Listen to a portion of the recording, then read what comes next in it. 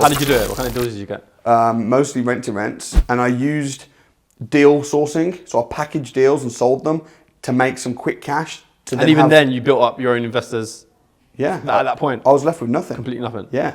It was tough. I got chucked out of networking events and all kinds of stuff. Why? Oh, mate.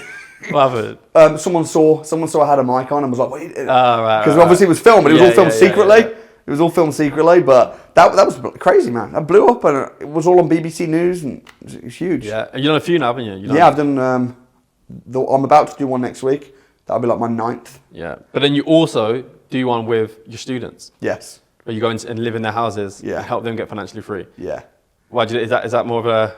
I mean, that must be crazy rewarding at the end of it when you're like. It's crazy hard work. Yeah. That's what it is. It's easier on my own. Yeah. Because but it's crazy rewarding as well. Yeah. See, like people like Evans had £23 in his bank, and now he's making a year and a half later, he's got a nice portfolio. He's just got planning permission coming on his deals. He's making about £12,000 profit a month. Yeah. Completely life changed. For me, it's Yeah. definitely. When you were doing it with them, what were the challenges that you found within the people that you were doing it with?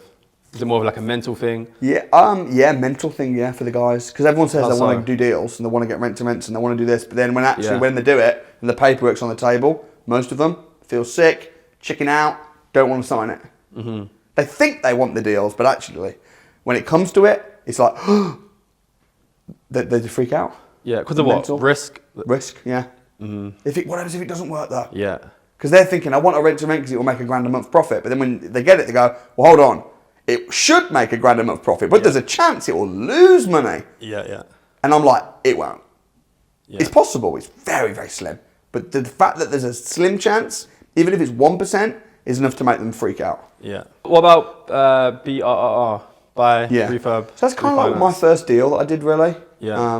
Without the refurb, because they changed the rules. So that's when you're basically, when you've got a pot of money or someone else's money, and you're recycling the money. So you buy a house, refurb it, push the value up, and then refinance it according to its new valuation, and pull out all your initial funds, and you're left with like effectively a free house.